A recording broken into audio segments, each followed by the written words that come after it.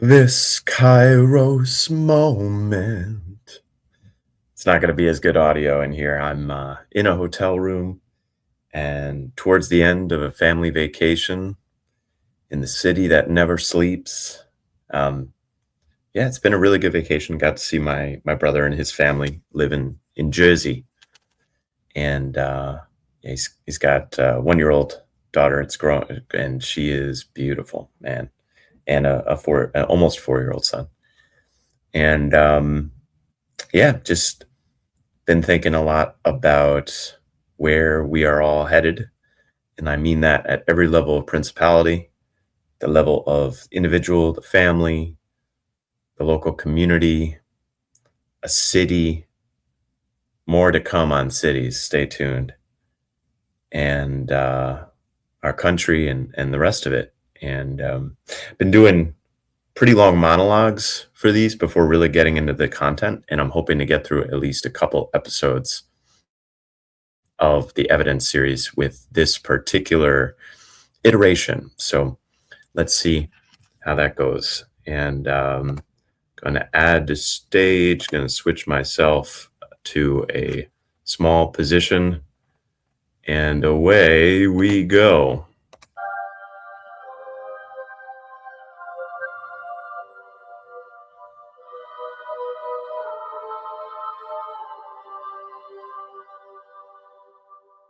One thing that always bothered me as a Christian was the apparent discord between science and the Bible. The story of Genesis, for example, seemed to be completely at odds with important scientific concepts like the Big Bang, evolution, and even the age of the universe. It was a great comfort to me and Yeah, that was the case for me too. I felt like I think this episode, if I'm not mistaken, and I very much could be mistaken, I think this particular episode was like the final nail in the coffin, so to speak, or like it. This particular episode was great at confirming what I already thought was practicing, believed, because he's playing 3-dimensional chess or 4-dimensional chess, where he knows the best scientific, let's say, he knows the best forms of scientific argument against taking Genesis literally, biblical literacism, um, and or I guess taking Genesis physically, like that everything happened.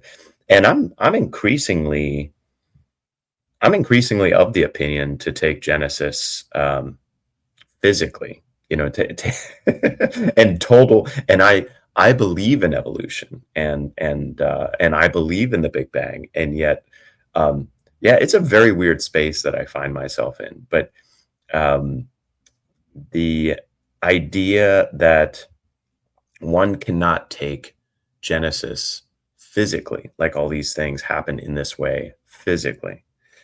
Well, I guess you could say that, because the way I think about it is phenomenologically. So going back to the previous episode, and I haven't rewatched my previous episode, and it's been over a week since I recorded it, but I believe I was talking about the objective subjective, that the subjective comes first. And so if from a conscious standpoint, if from a phenomenological standpoint, the world was created outside of time, then what does a day mean in time? What does it mean that something is formless and void? As a video game developer, I enter into a world where it is formless and void. And the amount of time that it takes me to do something is something, it's somewhat irrelevant, because that amount of time is outside of the game. But time within the game, or time within the creation, is really oriented based on major milestones, like when certain things happened, like the World War II consensus, etc. And so if you're focused on creation as primarily a phenomenological event, then Genesis makes perfect objective physical sense. Let's continue. college when I discovered the book The Science of God by the physicist Gerald Schroeder. The Bible, Schroeder explained, was actually not at odds with science at all. Evolution was easy. God had used evolution as a way to create us. Adam and Eve were created when God gave the first evolved humans a soul. The Big Bang was also easy. That was simply what God had used to create the universe. Regarding the first soul, let's talk about that for a moment. You know, I think a lot of people are bothered by this question. Like, I think this might be the main reason that people have a hard time believing in evolution. Because they're like, well, when was the first soul? When was the first Adam and the first Eve? And then you look at things like mitochondrial evidence, and our common male ancestor lived at a different place and time than our common female ancestor across the entire human species. So it's like, what? How could Adam and Eve be good? And like, when was the first conscious human? When did consciousness begin? And this is like the 6,000-year-old Bible concept or argument. I think it's much more tricky than that.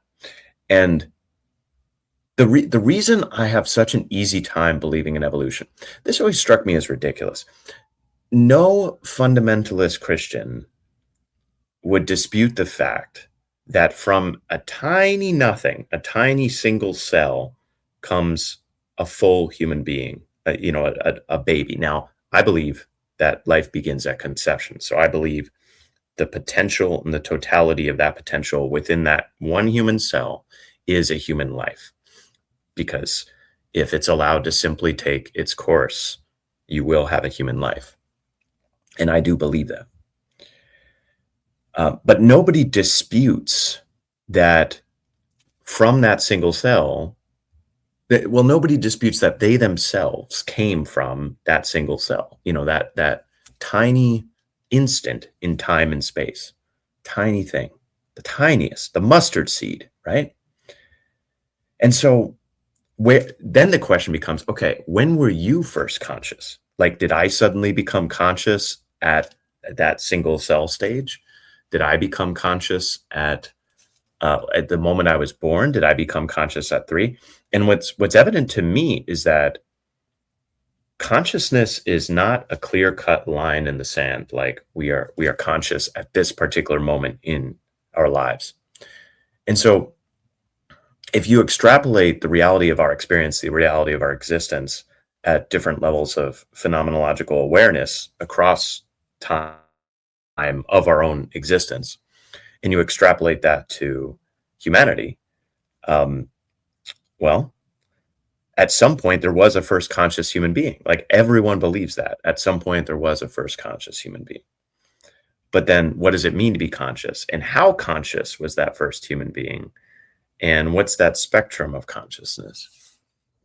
And was there suddenly a single act where their eyes were opened, where they were self-conscious? Yeah. That's an interesting consideration. And what was it that made them self-conscious? Well, eating from the tree of the knowledge of good and evil. You ever notice Matthew Peugeot says knowledge of good and bad? I wanted to ask him about that. Like, why does he say knowledge of good and bad instead of knowledge of good and evil? It's a really interesting thing. Yeah, anyway, let's continue. The hardest part for me was the timeline, and this is where Schroeder's book really shined. Secular and liberal people who criticize the Bible for not providing the right time frames for the creation of the universe, as well as young Earth creationists who think the Bible has the right time and that science is wrong, are both omitting from their reasoning one of the most important discoveries that Einstein introduced through his theory of relativity. Time is relative.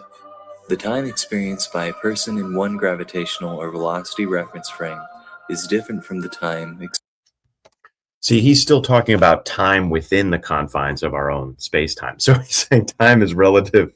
Yeah, and even within the confines of our own space-time, time is relative. But what I'm saying is, to the person within the video game, compared to me outside of the video game, time is a very different thing. Very different thing. And what does time mean to the timeless? experienced by someone in another. There is no absolute time. So if we are considering How much time has really passed throughout the whole universe since the Big Bang? The time we've experienced on Earth cannot be held as the de facto standard, and Schroeder had found a reference point that actually matched up with the 6 days of creation referenced in the Bible, in the form of cosmic background radiation. This radiation had one frequency based on its temperature at the beginning of the universe, and had another when the Earth was formed. And if you calculated the mathematical relationship between these temperatures and applied them to time, you found that 6 days translated to 15 billion years, which is approximately the age of the universe as observed from the Earth at the present day. This is so brilliant, man. Like, honestly, like I have tremendous respect for the autistic Christians, for that side of Christianity that's working really hard to square these things. Tremendous respect. Like, it really is a leap of faith. This knowledge excited and inspired me. This was the missing link. I remembered seeing Darwin fishes on the back of people's cars, mocking Christianity in the liberal city where I went to college, and thinking, if they only knew, if they had only read Schroeder's book, they would understand that there was no conflict between Darwin and Christianity. Science and the Bible were two sides of the same coin in God's beautiful creation. There was no conflict.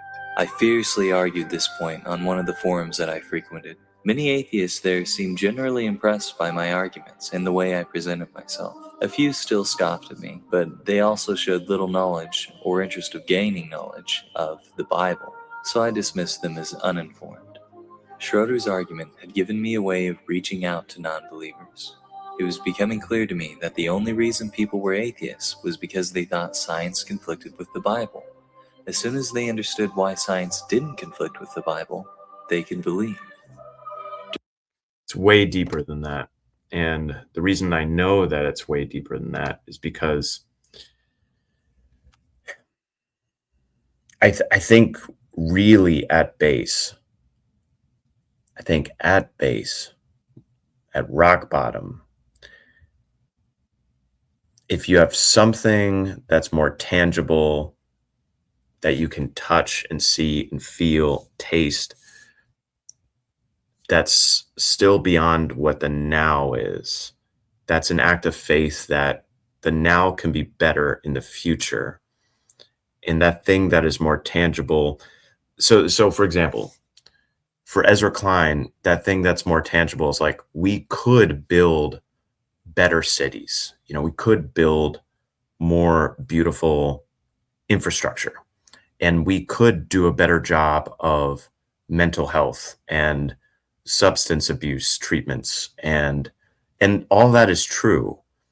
And it's like, we could actually use the things that we know in a better way to bring about the better lives of people in the near future, in the immediate future. And all that is true. And so I was, as a kid, like the progress of science and technology, and the fact that I'm able to use this computer right now and do this remarkable thing, and the fact that it seemed to me like, hey, we went to the moon 20 years ago. Mars is next. We're going to build space stations and eventually Dyson spheres, and we're going to have robots to do these crazy things and all that. That was my faith, because I could see the trail of evidence. Sorry, lampshade. I could see the trail of evidence of where we were to where we were going with that particular path. And I was particularly, and I was able to put my faith in where I saw the subsequent rungs of the ladder, the next steps being for humanity. So it was, in some ways, it was an immanentization of the eschaton, in terms of like investing myself and my identity in with the long line of humans doing things in this life. And in no small part, I think that is a proper faith-based structure, or like vertical hierarchy for how to define self-identity. That is the right structure, like to believe in your people, to believe in your culture, to believe. But the problem for the atheist is when the deconstruction happens, like when that structure explodes or implodes or ceases to be viable.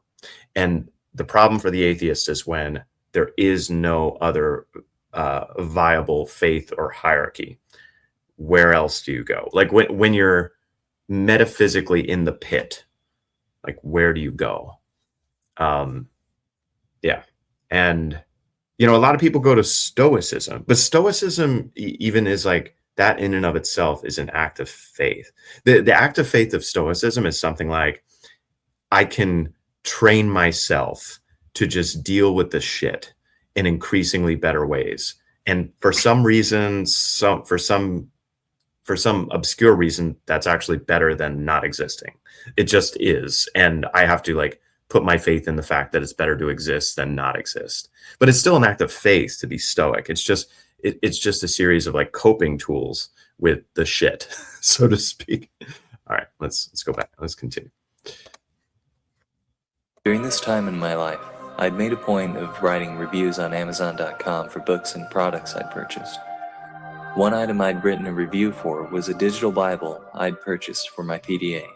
From time to time, I would check back to my reviews to see if anyone had found them helpful. On one of these occasions, I came back to see another review had been written after mine. It was titled, Same Problems. After the problems of navigating in it are mastered, the reader of the Bible will find the same old problems of credibility that exist in any of the other Bible translations or formats. The talking snake, the sun and stars created after the earth, the sun placed in the sky after fruit trees are on the earth, woman created after man, rainbows not occurring until after Noah's flood, sticks turned into serpents, a woman turned into a pillar of salt, little children killed on God's orders because they were unlucky enough to have the wrong parents, and so on. I'm still waiting for the Bible translation honest enough to begin in this sort of way. Warning. Literal belief in these stories may be hazardous to your health. Bear in mind that they were written by primitive and superstitious Bedouin shepherders, ignorant by today's standards. The primitive and superstitious Bedouin shepherders, like, you can bet your bottom dollar that their right brains were far more developed than ours. They were far more intuitive, in line with the seasons, with the spirits, with what was going on in the stars. And it's funny because with that deconstruction I'm talking about today, or that I'm talking about where there's nothing else to rely on, our pride, like the pride of the West for the last 500 years has been, we can figure it out. We are smarter. Our humanity is our ability to solve problems. That's the pride of the West. It is somewhat Luciferian, man. It's like we put the intellect on a pedestal. Now we put other things on a pedestal too. We got the rock stars and the pop stars and the sports stars and all this stuff. And we do put other things on the pedestal. But I would say the underlying like classical liberal pride is that like if we just talk enough and we can solve all the problems, like we'll figure it out, like we will reach consensus on how to, but then it's almost like once we make the Bible able to be read, then we'll just agree on what all this stuff means and it'll be great, right? And I feel like the Tower of Babel problem that applied to the Bible, even though the Bible's this set thing, that is, the more we get into social science, like especially like away from the hard sciences, the more we get in the more of that social science becomes the way of like actually solving our problems, because most of our problems now are human created problems or human centric problems of like how to integrate people with other people, how to bind people who are different together in a constructive, mutually beneficial, mutually edifying way. And as we try to use science to determine the best ways forward to socially fix ourselves, the problem is that humanity is adapting to our original sin adaptation, our evolutionary adaptation to mess stuff up and to lower ourselves as quickly as possible is way better, way stronger than the social sciences ability to solve those so-called very human problems. And at the same time, for the hard sciences, everyone that took pride in their brain, that I was top of my class at MIT, I have 195 IQ. Now the AI is running left brain circles around those smartest of the smartest of the smartest with honors. So, like, we are in the process of being humbled because at the same time that we have the technology that is reducing that left brain pride down to nothing, like, no, man, like, we are just humble meat vessels. um, yeah, at the same time that's happening, the majority of our true problems in this world are are human problems that are much more that honestly, the lifestyle and the way of thinking of the Bedouin shepherd would go much further in uh, pointing answers to those problems. But the problem with that is, like, again, we would have to voluntarily humble ourselves in various ways to voluntarily expose ourselves to hardships.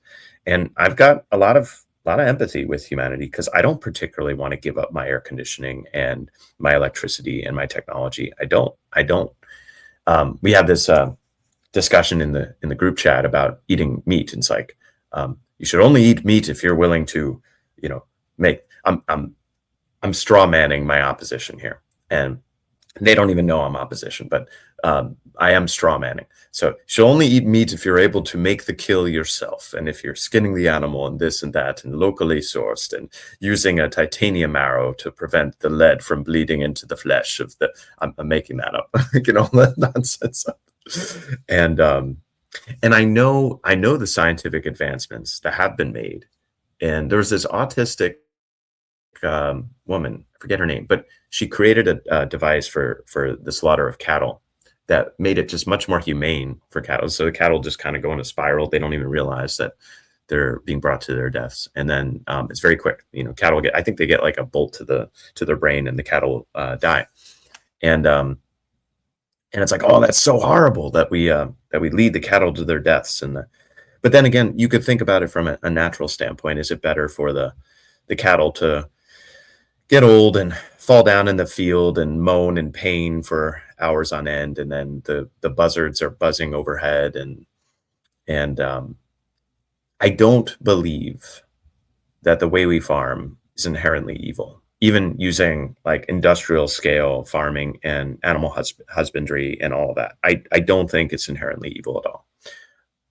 I think we can take shortcuts that are evil, that are bad. And I do think I am on the Ezra Klein camp that there are better ways and ways of doing things. There's quality within this life. There are better ways and worse ways of doing things. But the process of figuring out better and worse ways is a process of discernment. And to be honest, the process of discernment is the process of the Bedouin shepherds discerning the stars in the field. It's all right brain. It's intuitive. It's informed by personal experience, which cannot be taught by top-down left brain propositional thinking. Has to be lived, has to be experienced, has to be mentored. And that has to come from other humans. Anyway, here we go. At first, I was very perturbed by this review and found it completely inappropriate. My review and most other people's reviews had been about the navigation issues of this Bible. No one had had the audacity to write a review about the content of the Bible itself, a topic which I felt was too massive and intricate to fit into an Amazon review. But then I caught myself. This was probably just another person who didn't know that the Bible and science were compatible. Instead of judging them, I should reach out to them. So I sent them a kind email assuring them that there was no conflict between science and the Bible, and suggesting that they read Schroeder's book. The reply I got back was intimidating. The man had been a professor in linguistics and involved in academia for almost 40 years, and had taught in universities all over the world, including Darn it, Noam Chomsky! Stanford, Georgetown, and the State University of New York. He was also a former missionary. When he was my age, he said he had been equally confident about his own Christian beliefs. He told me that all changed for him when he was attending the University of Madrid, and Ramon Menendez Pidal, head of the Royal Spanish Academy of Letters and the foremost historical scholar of his time, invited him to use his private library in his home just outside of Madrid during the academic year of 1961 to 1962, where Ramon explained to him with ample documentation how the Bible had been put together over the centuries. That kind of varied cultural and linguistic background, he said, enables me to appreciate the fact that there is no way for most people from the Judeo-Christian tradition even to begin to understand what they mean by the term God, unless they are at minimum acquainted with material such as found in easily accessible books like A History of God by Karen Armstrong and Who Wrote the New Testament by Burton Mack. What physicists in general write about God is, within an adequately educated perspective, simply childish and silly from even a rudimentarily historical point of view. He said he had actually already read The Science of God, and he was not impressed. He explained how physicists like Schroeder have a tendency to reach beyond areas of their expertise, make foolish mistakes in reasoning, and show little comprehension for the cultural context of the humanities on which they are commenting. But if Schroeder's book makes sense to you, then that helps you at this stage in your life. I felt a mix of emotions in response to this letter. First, I was a little annoyed by that last statement, which I found condescending. Second, it was clear. It was condescending. It was deliberately condescending because this young man prides himself on his intellect. And that's a perfect statement to hit someone who hit them in their axioms if they pride themselves on their intellect.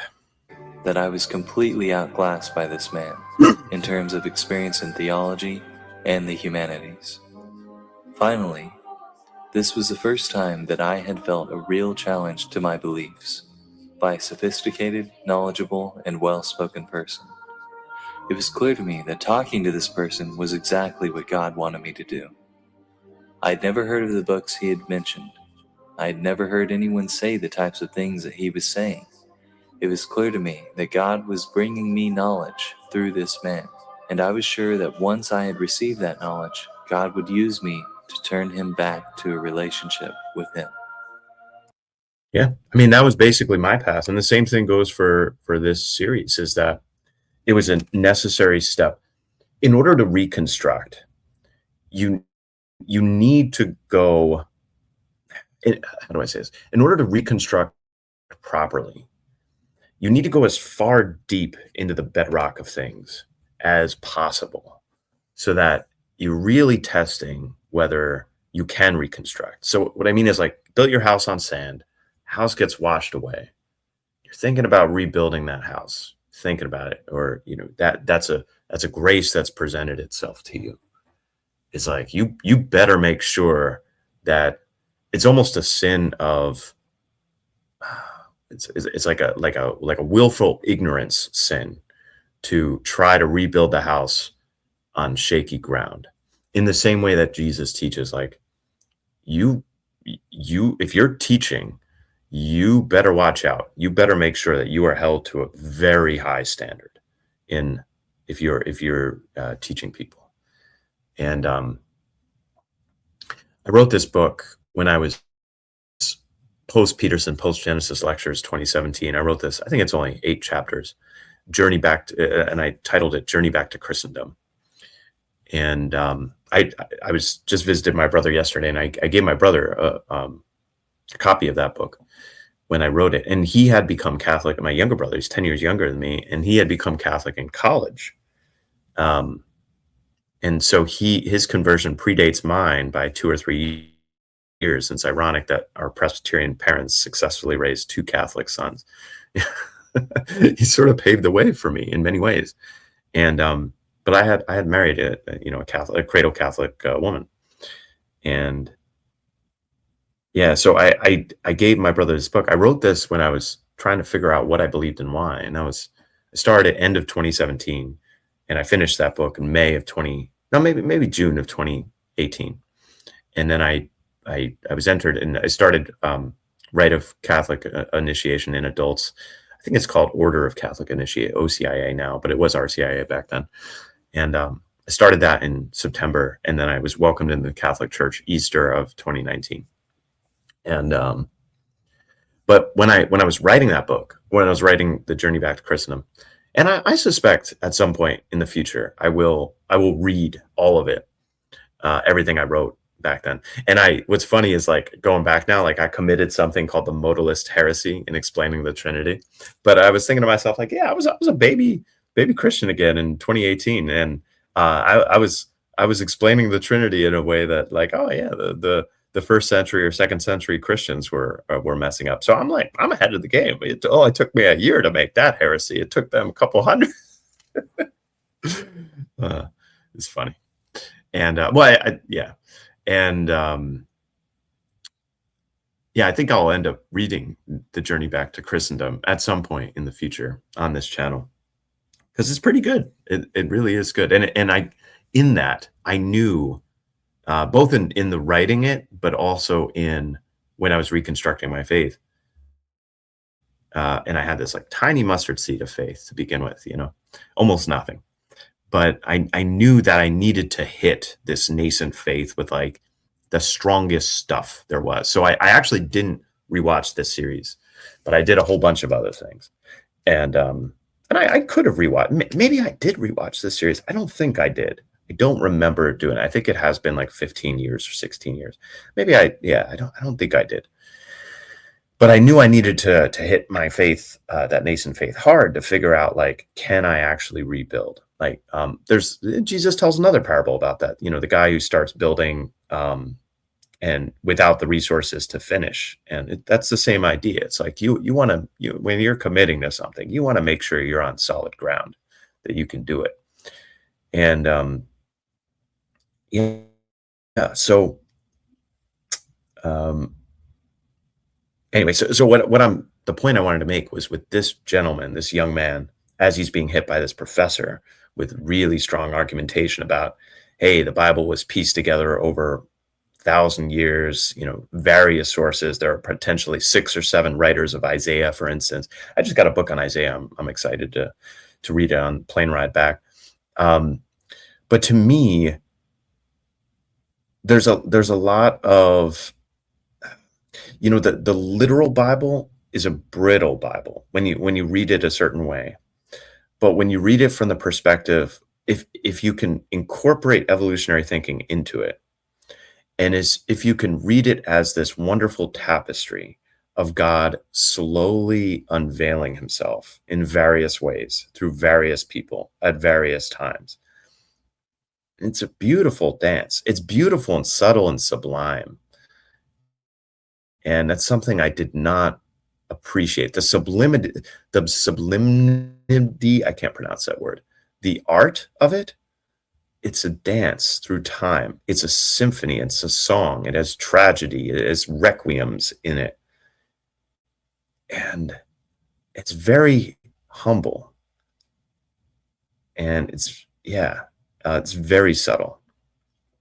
And anyway, I'm going to keep going. And I needed to pass through, before I was going to rebuild, I needed to pass through that layer of, how the Bible came together, or how our traditions came together as Christians, like the Trinity, and be able to think that through from an evolutionary standpoint. And yeah, so evolutionary thinking proved to be one of the foundation stones for how I was able to rebuild my house in faith very strongly. So let's go back. Finish this up. We're just about done.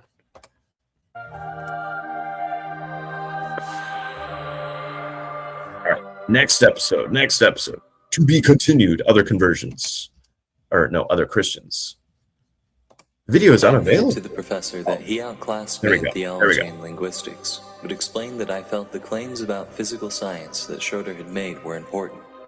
What Schroeder was really trying to show was that the scientific biblical debate was a myth. They aren't really in conflict. Chris, one of the favorite methods of apologists is to reverse terminology. Since you're obviously articulate, may I assume that you are relatively young? My experience has been that In nearly all cases, those as articulate as you, who present the position you do, are not old enough to have encountered the huge number of ways that that posture makes relatively little sense. To call the scientific biblical debate a myth is truly astonishing.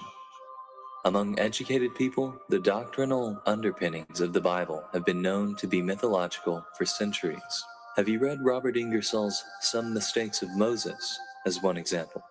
The Tower of Babel story alone, to anyone with knowledge of historical linguistics, is monumentally preposterous. I'd also told Yeah, man, this is where Pageau and Peterson and then Pageau were so hugely helpful. Biblical literalism. The same thing that he just said about not being old enough. At that age also, it's very rare in modern society that people have experienced like genuine suffering or hardship to the point that their frame is like broken. So like this university professor, if he was stripped of all of his titles, of everything that was valuable that he cared about in this world, what would be his hierarchy? What would be the thing that he would still rely on, that he would pray to or hope for? And one could look at, let's say, Gen Z and say, oh, they're foolish to turn back to faith, to spiritual matters. But I think the real tragedy is in the other direction of the people that have calcified their thinking over many years, have been bound to a particular hierarchy in this world.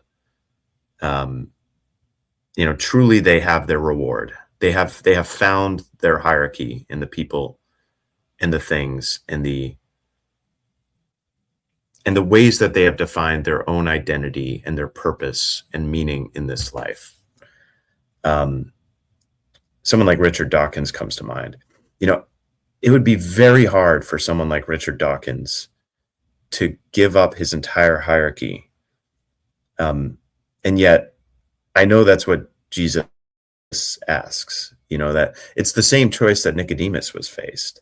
It's like, do I give up everything that I've worked hard to do, that I care about in this world, to give it up for like a hope, something that is intangible, something that I can't firmly plant my feet on right now in this life?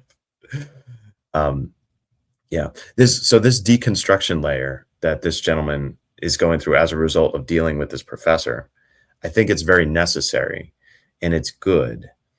And it basically lays the soil fallow. That's the word, right? Fallow soil, to have the soil kind of wait for the season when, and for me, that season wasn't ripe until my hierarchies in this world, in this life, had been sufficiently taken away. And thanks be to God, I was young enough still. I was early 30s.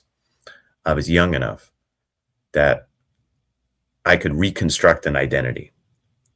So the identity question, like who I am and what I want and where I'm going and what matters, that is the question of our time. That's why we have all these struggles with identity over the last 10 to 15 years.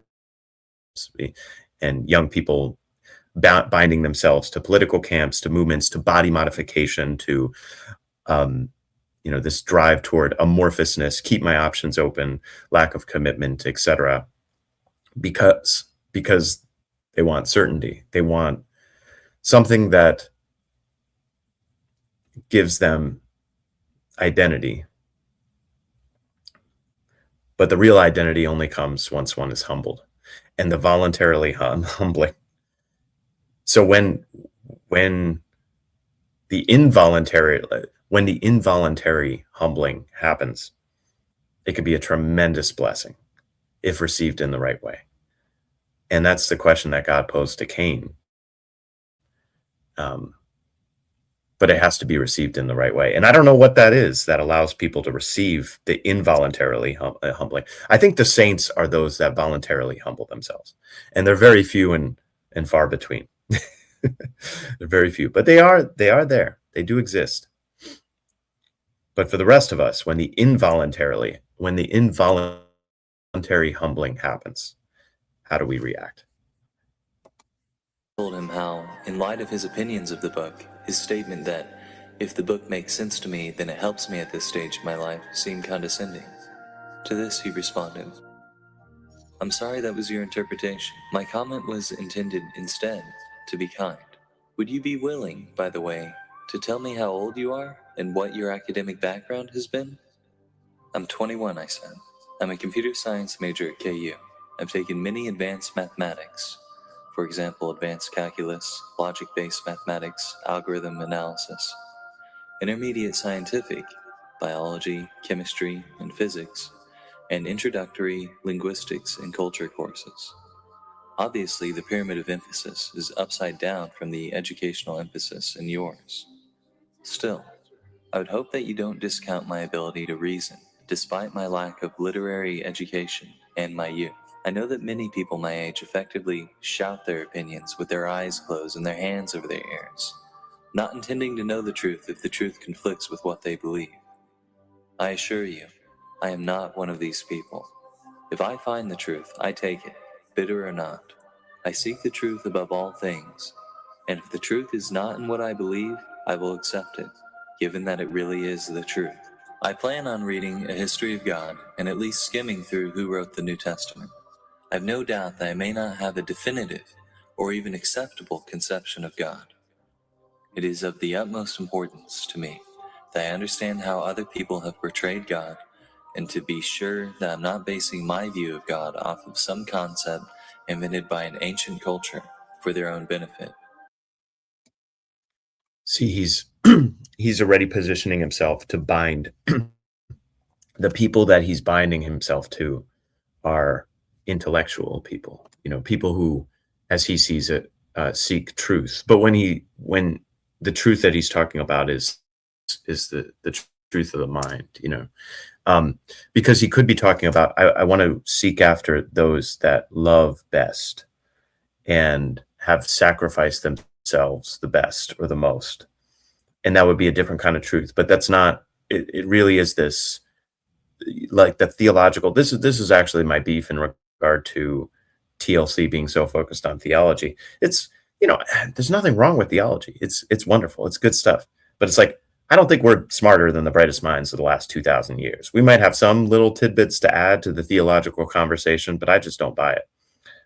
What I do see us doing is loving and welcoming in a virtual space, in a unique space that's brand new in the history of history.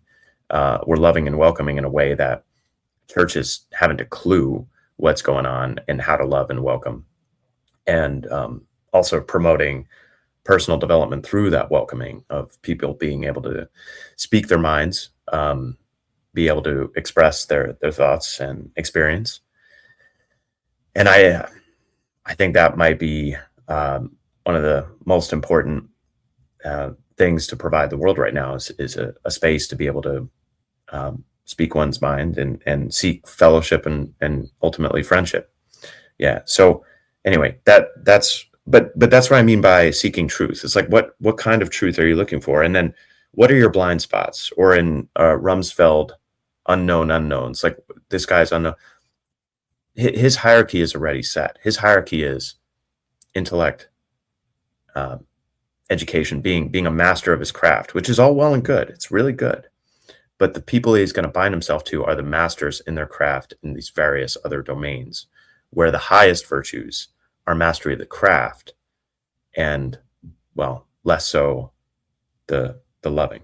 Now, I'm not saying that this professor isn't loving him, because I think this professor is genuinely, in the same way that Sam Harris is genuinely loving other people. I really do feel that way.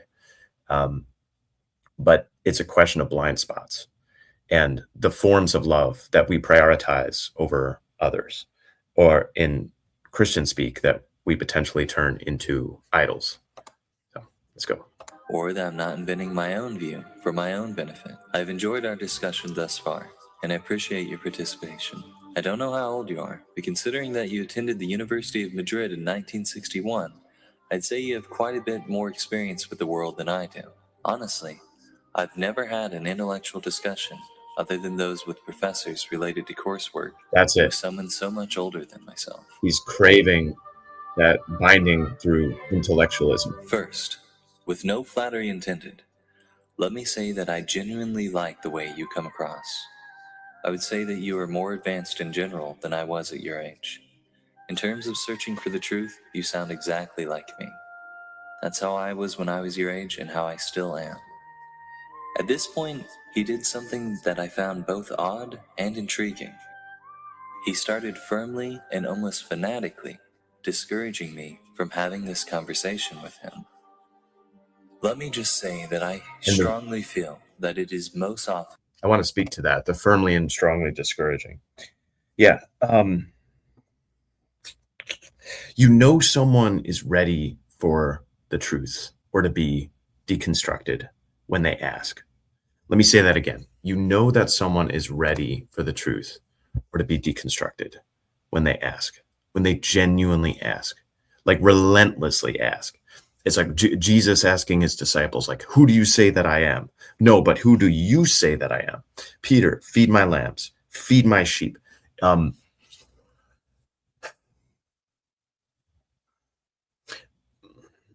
God actually wants a reckless faith, like almost like, I don't want to say a blind faith, but I want to say like reckless in terms of the ways of the world faith. Like Peter jumping out of the boat is an example of that reckless faith.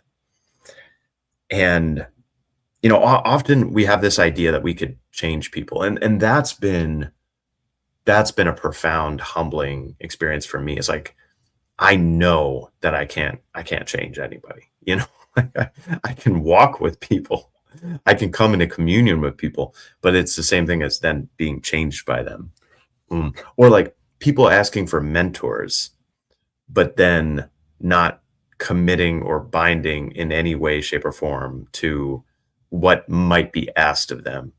And so the when someone is ready to be changed, when the student is ready, the master appears, or something like that. So Jesus does this often with his disciples, where he will say something or do something to push them away, and it's all to like increase the intensity of the binding, and it does push many people away. Truly, truly, I say to you, unless you eat my flesh and drink my blood, you will have no part in me. That sort of stuff. And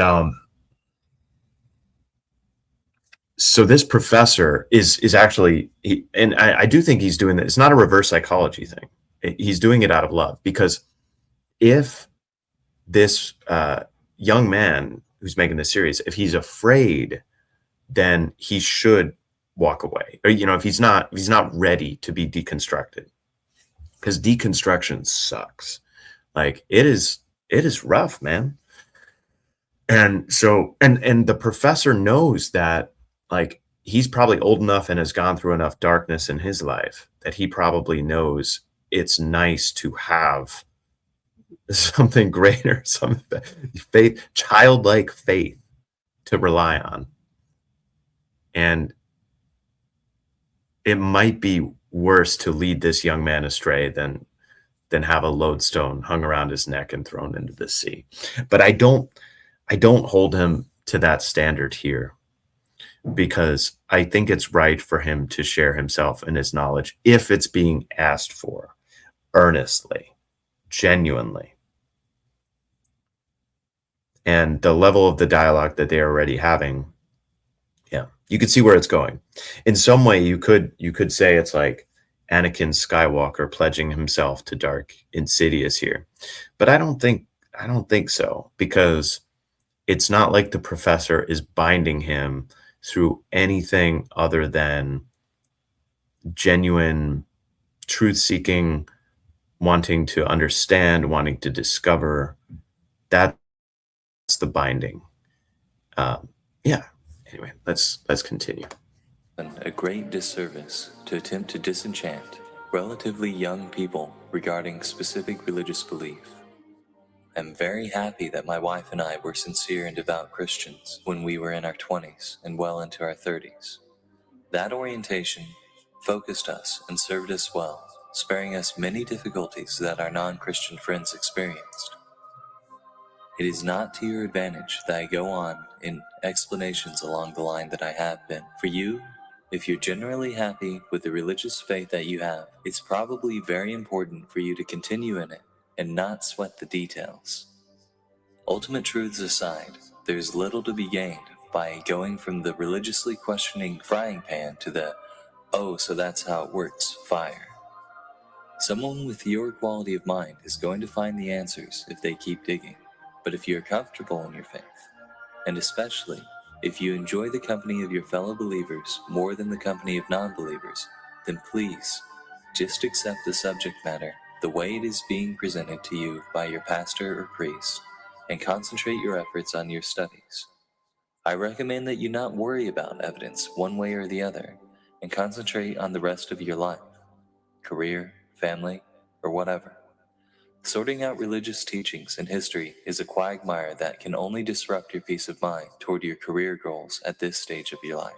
I think that it is not in your best interest to know how I think, especially since you do appear to be able to grasp my explanations. If you find Schroeder's explanations satisfactory to you, then stay with them. I was a bit perplexed. Ironically, this is my advice to young men too. This is my advice. It's like, if you're a person of faith and you're searching for a partner, if you're searching for, if you're hoping for marriage, find your love and build a life. It's like, start becoming. And this is a cliche, but become the best version of yourself that you can possibly be. You got to marry what you love with what you're good at naturally. And the third thing is something that actually helps other people, helps the world. And if you can marry those three things and become an absolute beast at it, become the best you can possibly be. And then also with faith, with virtue, not compromising on the good, the true, the beautiful, and just become absolutely amazing at whatever you aim yourself at. Become the best. Devote yourself with intensity and love and kindness and gentleness. That's tough to do, right? The humility and gentleness, but also the intensity of something, and be able to unplug from it. But if you do that, if you can strike that balance of turning yourself into a beast at interpersonal relationships, as well as towards a specific telotic goal, then things will happen. Opportunities and people and things will just pop into your life. It will happen. So ironically, it's my same advice. But for some people, what's happening is that they're reconstructing into faith. And for this person, and really this was a product of the early 2000s. This was the height of new atheism, post 9/11, all that stuff. So he's going to be swept up in, that's where the intellectual winds were blowing at the moment. And right now the intellectual winds are blowing toward deep tradition, like traditional Latin Mass Catholics and Orthodox, Antiochian Orthodoxy, because nobody gets mad at the Antiochians because it's such a cool name, Anyway, that's a joke, but and I've always enjoyed being kind of on the fringe of things. So I like being a Novus Ordo Catholic and in TLC, and going after the Protestants, but also not ascribing to oh, everything was so much better before Vatican II. No, I'm a Vatican II Catholic. You know, anyway, I got to finish this up because I've got to go meet somebody from the corner. I won't spoil it. In real life. Maybe I'll mention it. No, I don't think so. All right, let's go. In all honesty, I don't feel that my state of mind is as delicate as you're implying. I can't just jump off this path. I feel that this is the direction that God Himself wants me to take. I do love the people of my church. Yeah, he said, I can't just jump off this path. I think that's right. Like when you've got your teeth into something or it's got you, I think we have, I heard someone say this, you got like 5 or 6 big decisions in your life. And those are the things that really matter. And maybe it was CEOs in relation to corporations. But like when you're in it, you know you're in it. And it's very rare that the grace is presented to you to change your mind. But when it's presented, you better take notice. So if you're having lots of vivid dreams or something like that, if you're grinding your teeth, if you're, those are symptoms of being presented a major choice, a big choice. All right, let's go. Let's keep going. Yeah. But I feel they are on a different level rationally. I think they fear the dark waters that I walk into, fear punishment from God, or they've just deduced that no good can come from it. Yeah, so that's sort of where I am too, because we're talking about the end of the post World War II consensus and how the time we're entering into is worrisome and anxiety producing, and nobody knows what the future is and all that stuff. And it's like, do you really want to push people to join you there? I think if people have strong faith, I'm less concerned with them doing that. But someone without strong faith, I think the faith needs to come first, because you don't, if someone is fully vested their identity into into the modern world, into the modernist, what's called blue church, if they've invested their identity into that, it's not, there's probably nothing to be gained to be, well, it's not our place to take that away from them. It's our place to wait and walk and be ready and be welcoming and be forgiving and be loving, and be a net to those that are falling and those in need. And that's really where I see TLC serving so well, and has served me so well. Which I have found time and time again to be wrong. They fear science and shun its ideas. In effect, I feel they've turned their backs on truth that is right in front of them. But the cause isn't lost. I learned from them spiritual lessons that I hadn't uncovered myself. They're wiser than I first imagined. And I think the more I get to know them, the more I'll discover what they actually know. And just as it may be a disservice for you to share your fire with me, it may be a disservice for me to throw them into my fire, at least just yet. That last comment reassures me that perhaps you're okay for the path you're on. But be prepared to come to see most of your current church associates as deluded automatons and mental children. The fact that you see them on a different rational level than you is a very wise observation. Religions are not meant primarily to serve people like you and me. They best serve those whom you're describing. So I suddenly felt guilty about what I'd said about the people of the church. Yeah, there's the language of the in-group, out-group, and we actually fall into this trap quite a bit. Like the cool kids, the in-group of TLC. We can't get high on our own supply to the extent that we forget that ultimately we are here to serve others, that we are here to stand by the door, that we are here to welcome others as they go through deconstructions of the modern world, in everything that the modern world promises. It's dangerous for us to think of us as beyond or better or different even than people in the modern world. I'm fully entrenched in the modern world.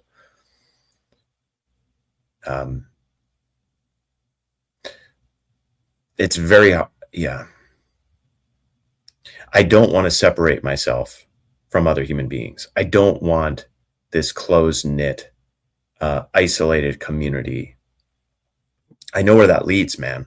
Like, it doesn't go well. And to what extent, yeah. I still think the game in TLC speak right now is we are seeds throughout the world, or at least the Western world. And I don't know how this is all going to unfold in the coming years, but I think we all have a part to play. So I'll just say that. All right, let's finish Most it of up. them are on fire with love and open-mindedness, even rationality. When I said I was on a different rational level, I didn't necessarily mean a lower level, but different levels must differ in height. Maybe I should have used a different analogy. Rational rooms, maybe. I was struck with this dilemma. Unfortunately, I could see what he was saying. I knew that essentially I was no different from the people at the church I was referring to. We're all human beings. We're all children of God.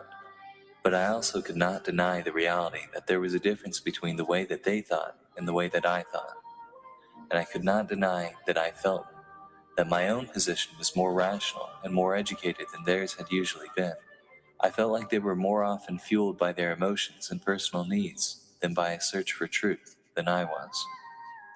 I felt like they often gave up on searching for the truth sooner than I did. It's interesting that it's search for truth, right? It's not searching for good. Or maybe that's the difference today, is that people are more in the early 2000s, things were pretty good. And so people could search for truth. And maybe today things are increasingly not good. And so people are searching for the good instead of searching for truth. Maybe they're searching for truth too, but not over the good. The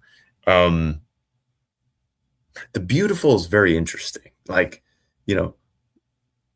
we don't have anyone out there searching for the beautiful. I'm just really looking for the beautiful, like world class. Because maybe it's because our culture has been like the hedonism searching for. Let me give you a tour of the beautiful. We're going to go to every restaurant. I'm going to give you like all the a tour of the luscious and the glamorous and Anyway, I'm being a little facetious, but let's finish.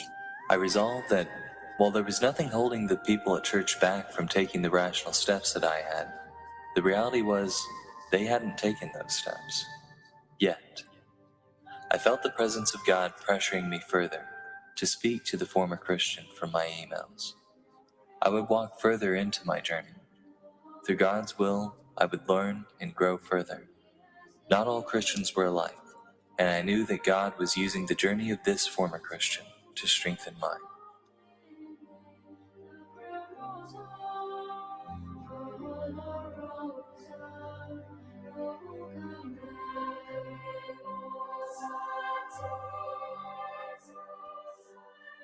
It's the Jungian self calling him into reality.